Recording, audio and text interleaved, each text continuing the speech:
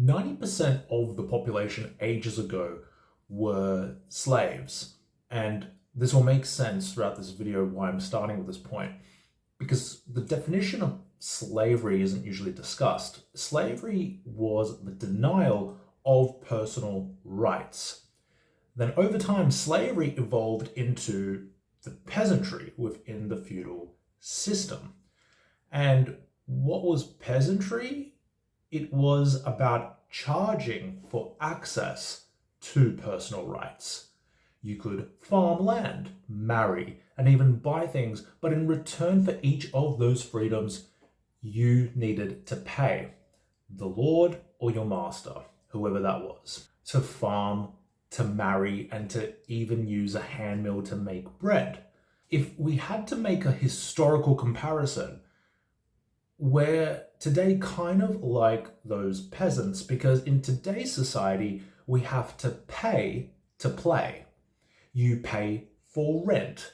So to have the ability to live in a particular location, you pay taxes for the right to earn money and income, or even pay for the right, of course, to have a home.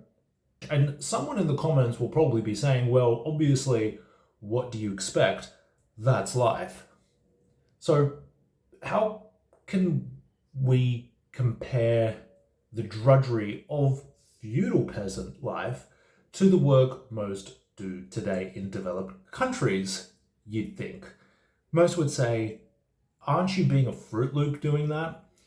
Well, we obviously are healthier, have food at the ready, better clothes, better tech, all the good stuff, right? But the scary part is that today, though the peasant versus worker seem so different in appearances, in practice, they're scarily similar. Because the most energetic hours of our lives are for sale. We don't own that time. The boss does. We're told what to do, when to do it, for a wage, under fear of poverty, of homelessness. Most won't admit it, but that's usually the reality. Then how much control do you actually have over life? Well, most don't, because of this hanging over their head. The most important victory for a human is that capacity to take back that control of our time, because our time is our life. And for most of our lives today, we need to be on the clock, working for someone else.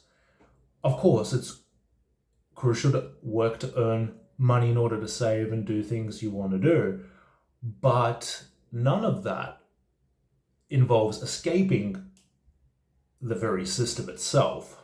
The trouble is, and it goes back to stuff I've said in earlier videos, that income growth isn't exceeding cost of living for you to pull this freedom escape hatch off like you once used to be able to.